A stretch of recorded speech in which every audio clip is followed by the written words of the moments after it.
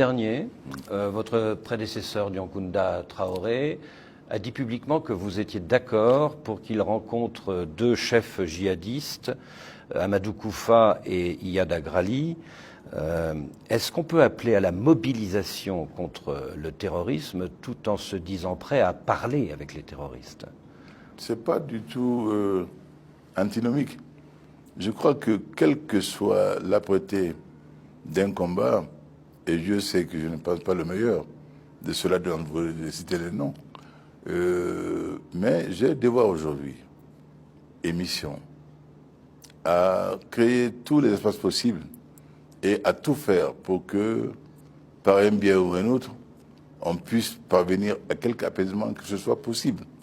Parce que le nombre aujourd'hui des morts au Sahel devient exponentiel. Et je crois qu'il est temps que certaines voies soient explorées. Diankhounda n'ira pas lui-même rencontrer telle ou telle personnalité, mais Diankhounda est en mission de moi.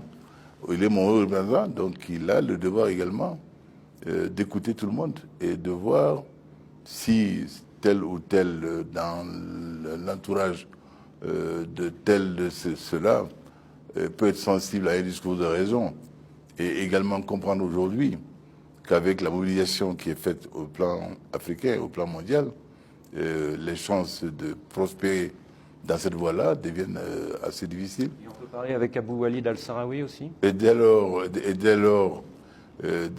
qu'il faut que vraiment on va aujourd'hui, avec raison, si possible, et avancer, ne rien exclure.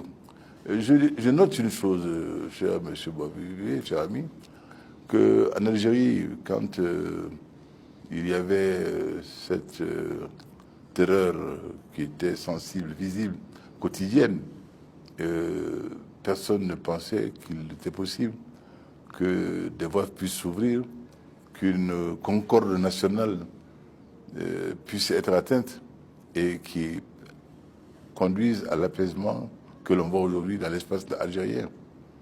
Et c'est donc pas une vue de l'esprit, quelque chose de l'ordre de l'impossible.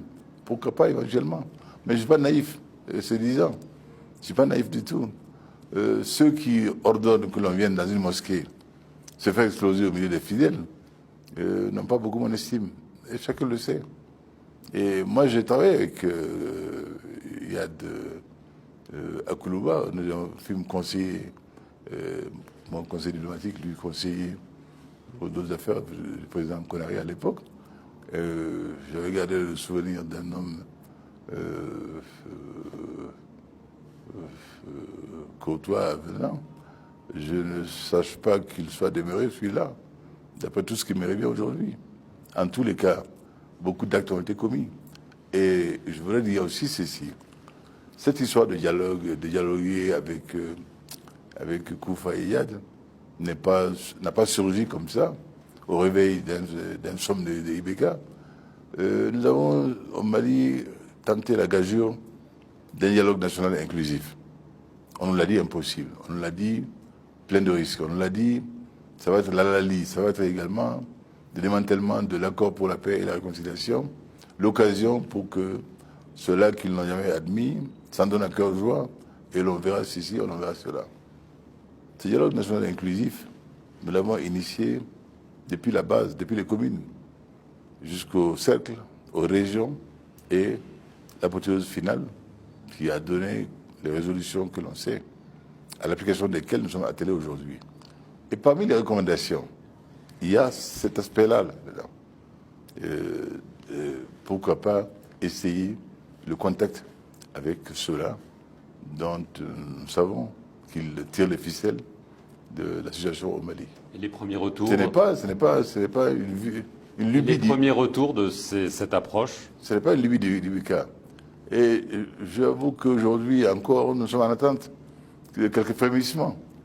Mais au sortir du dialogue national, on ne triche pas. On a dit on va essayer ce que le peuple a réuni dans une sorte de logique Gilga comme en Afghanistan, a souhaité que nous fissions. Et nous sommes en train d'essayer de le faire. Mais sans aucune grande naïveté. Ce ne sont pas des grands candides qui pensent que tout de suite cette porte va s'ouvrir, aller s'asseoir sur la prière de Koufa en face de lui pour lui dire, bon, écoute, cher ami, reviens à de meilleurs sentiments maintenant et dépose les armes. Nous continuons notre devoir, notre travail. Mais nous rassurons également que nous ne sommes pas des gens butés, des gens bloqués, des gens obtus. C'est tout. Voilà. Je crois que l'on se comprend. Merci, Monsieur le Président, de nous avoir reçus et merci à vous d'avoir suivi cette émission sur nos deux chaînes, Radio France Internationale et France 24.